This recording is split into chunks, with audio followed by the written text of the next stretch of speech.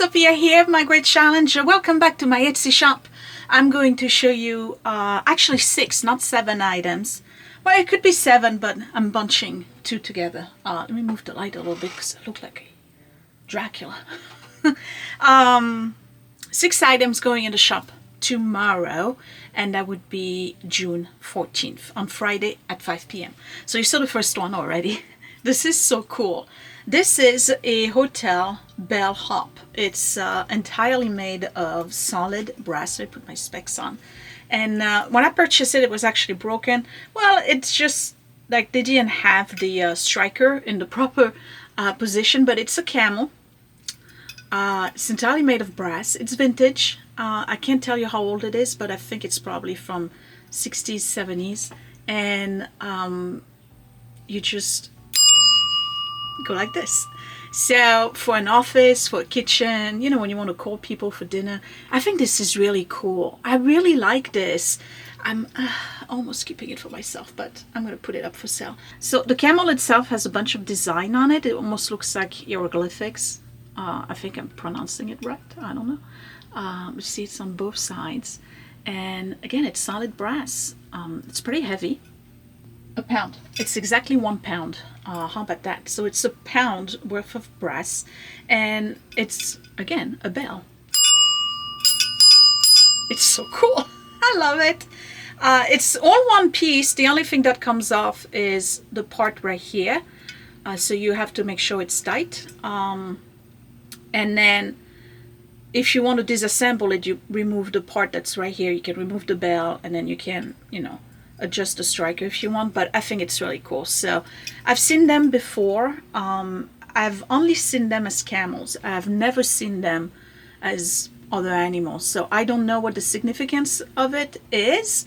But it looks like the kind of stuff you would see in an old movie, like a black and white movie in Tangier or something like that.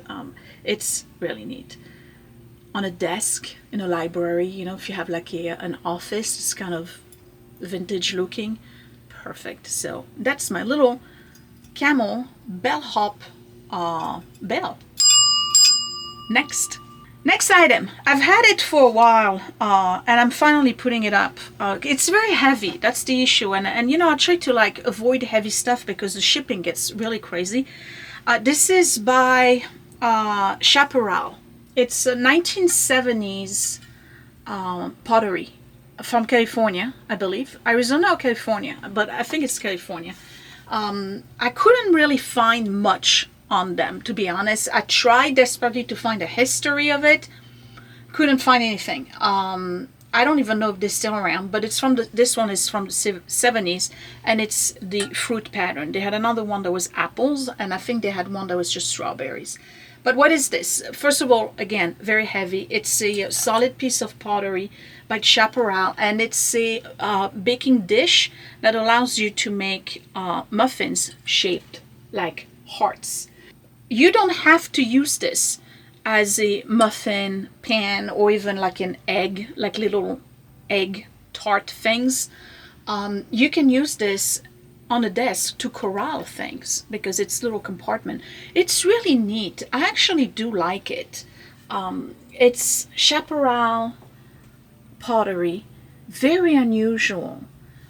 I think this would be perfect on a counter to just corral stuff.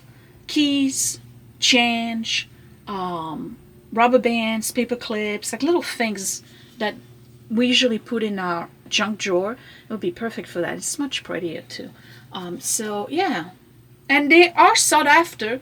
They can be quite expensive. They had different designs, but this one is really nice with the heart shape, and you can make muffins or little omelets shaped like hearts.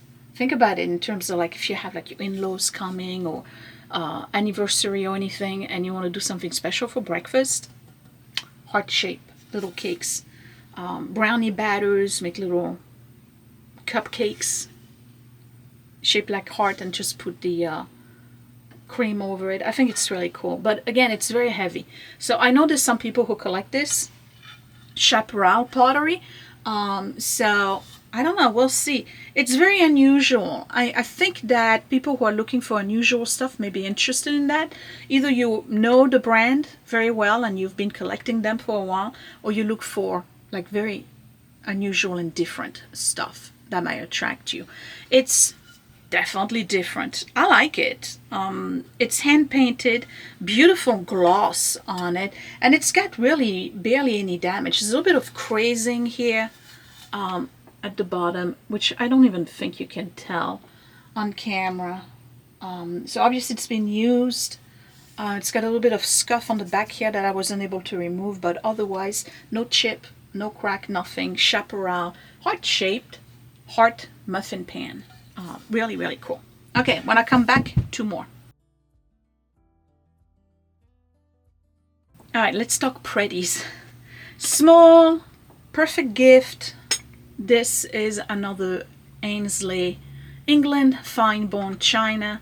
I have in that pattern, still in the shop, the matching ginger jar. This is the pattern called Little Sweetheart from 1984, and it's basically sweet peas. So it's a, oh, look at this, so pretty.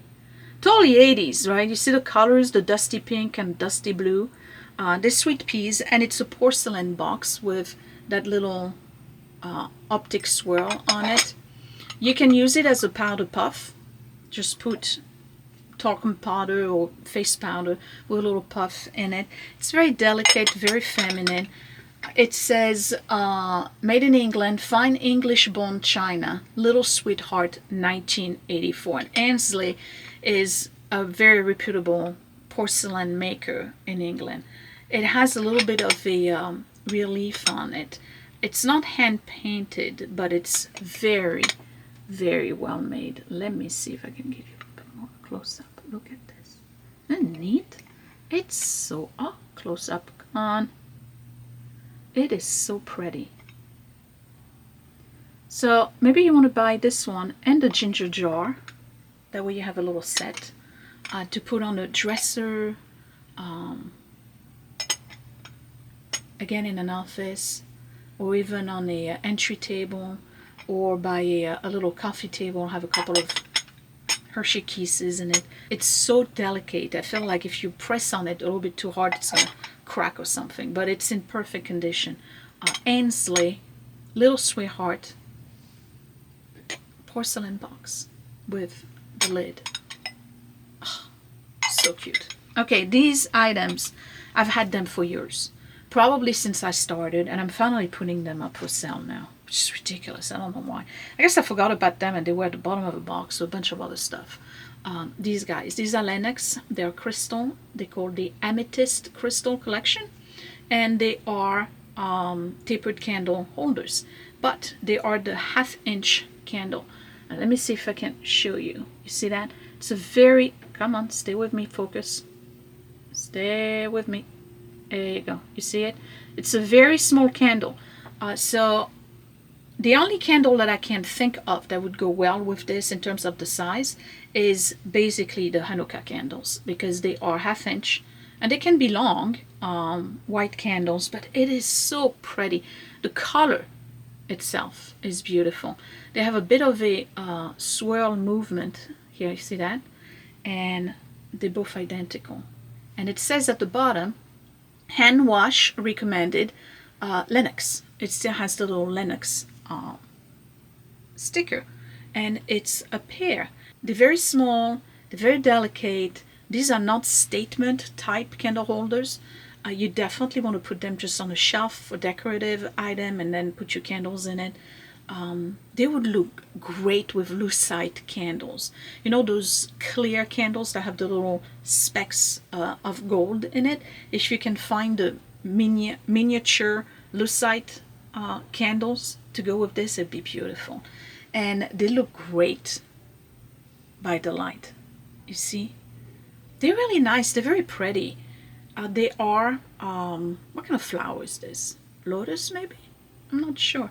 But the Lenox, they're from the 90s. Discontinued the Amethyst Crystal tapered candle holders. And one of them has a bubble in it right here. You probably won't see it on camera. So these are two little Lenox, super cute. Okay, one more. Oh man, this is so kitsch. You've seen me pick this, I believe. Look at this thing. How kitsch is this? Okay, so this is California pottery. This is called Sequoia Ware, the company Sequoia Ware. And everything they did, and I've sold a couple of pieces by them, the underside is meant to look like a sequoia tree. You see it? Okay. So this one has some parts of the brown. You know, it's been washed. It's from the 60s. So it's been loved and washed a lot. So some of the paint came off in the back. That's an easy fix with a, if you care. I personally wouldn't touch it, but if you care, a brown Sharpie would take care of it. Or you just paint over it because it's not a glaze. It's a matte finish. But what's amazing is the inside of it. So this is a chip and dip dish. And look at the glaze inside. It looks like molten lava. So you put the dip in here and all your chips there. And they did a whole collection of the apple design. They have salad bowls with the little you know, serving bowl with the little balls to eat the salad. They had platters, they had trays. So this is the apple design, Sequoia Ware, and it is so kitsch. I mean, look at this almost egg yolk yellow with the red lava in the middle. And I know the camera is not giving it justice, because I'm telling you, when you look at the glaze, it's got depth to it. You can see the layers on it. It's really, really neat. I know it's not everybody's taste. I get that. But if you like kitsch stuff, or if you know somebody who likes kitsch stuff, this is it. Because you can't get any more kitsch than that. In the back it says number 804 USA. And again, there's some area where the paint has faded, but there's no major damage. There's just a tiny flea bite right here. I don't even think you can see it. But the inner glaze itself is in perfect condition, and I don't see any crazing on it, no chip, no hairline. This is really cool. But it's huge, so, you know, it's going to be a big box, just saying, you know. I really like this. I like this. And it would go nice with my Corningware too, but again, can't keep it all. All right, when I come back, one last item, and this one is huge. It's going to be a massive box. Massive.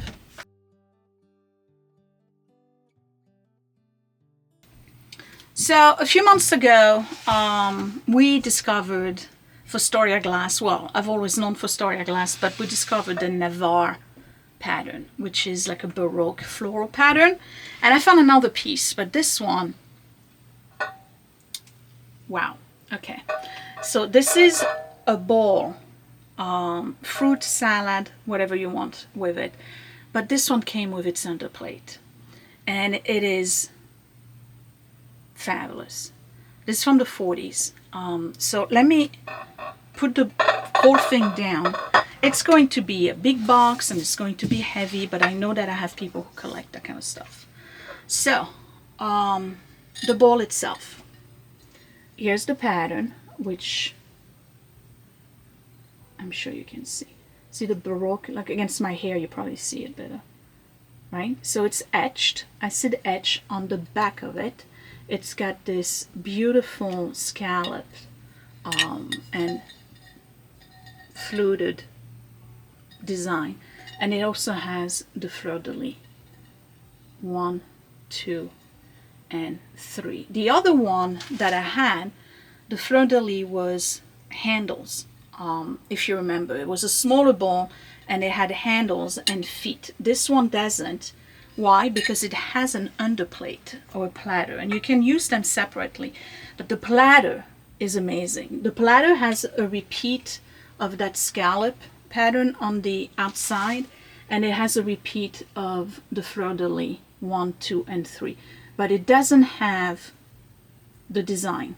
And I think it's meant to be that way so that it's not overwhelming. And look at this. What a centerpiece this is. Definitely put it at the center of your dining room table or your buffet, and you don't have to put anything in it. This piece is beautiful, and I really long, I wasn't even born yet, but I long for days when people had things like this to decorate their home and were serving their food to their guests in items like this. It's just beautiful. I love the fluidity and the movement in the platter. I think it is amazing. Fostoria did a beautiful job with the majority of their pieces. And if you remember, I have some Fostoria upstairs, like my ruby red glasses of Fostoria. It's in excellent condition. I mean, it's from the 40s. It's been used, okay? There's really no damage on the bowl, none whatsoever. The platter itself has a few, there's a bubble right here, which is kind of cute, but the platter has a couple of scratches here and there, but you can barely see them because it's been used. But look at this. Isn't it magnificent? What a platter. This is really beautiful. So you can use the platter by itself and you can use the bowl by itself, but they're really meant to be together as a centerpiece. That's one of my finest pieces in the store in a long time. I really love this. I'm struggling. I want to keep it. I really do. But, you know, I would have to go through another bout of major declutter and I don't feel like it. So, plus, what am I going to do with it? I have a large crystal punch bowl that's early American brilliant cut on my table right now, so I don't really need another centerpiece, but I want you to have a centerpiece like this because this is a statement right there. It's beautiful. So these are my 6 items. It could be 7 if I was separating the Fostoria bowl from its platter, but I don't want to. So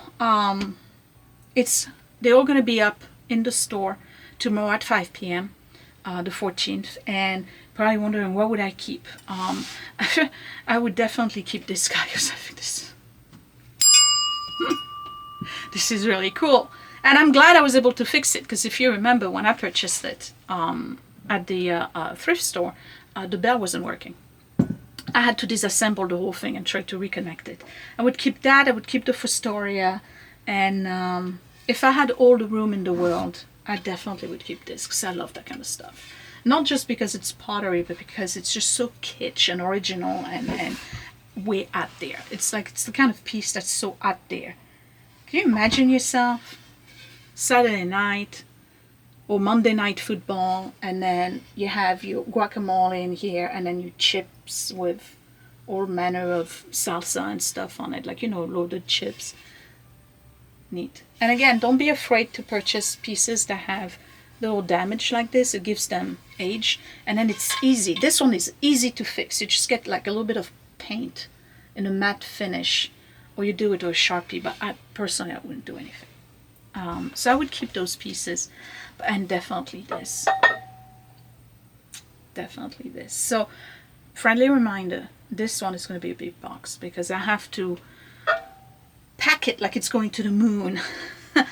I don't know what's going on with USPS lately. I have a lot of people telling me, thank goodness, Sophia, you pack your stuff like it's going to the moon because the box arrived mangled. And I don't know why. I use one of these stickers on every side of my boxes. It's not like you're not aware there's fragile items inside the box, but all the boxes arrive mangled, like with holes. Like, I don't know what they do with the boxes, but the stuff is wrapped pretty well. I've had a few breakage. I'll be honest. I had a few, maybe 3 or 4 since I've been doing this since 2019. So we'll take it. Okay, it just happens. Sometimes it happens. But this particular one, the Fostoria, I'm telling you right now, it's going to be a massive box because I have to protect it.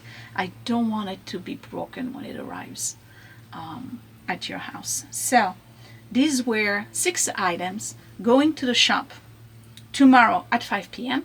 I will see you then.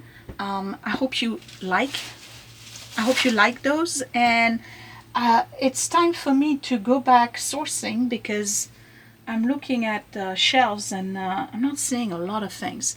One thing that's coming up soon, you probably recognize those. That's Franciscan Desert Rose. I have a set of 12. Plus the monkey dishes and the bread plates. But I think I'm going to sell them as individual for replacement. Because sometimes people have these from their grandmothers and they're missing 2 or 3. I'd rather do that than trying to sell the whole set because it's a lot. It's a lot. But anyway, that was it. Give me a thumbs up if you like my little finds. Which one's your favorite? And that would be it. I will see you next week. Otherwise, tomorrow when it's all live at 5 p.m. Thanks for watching. Bye.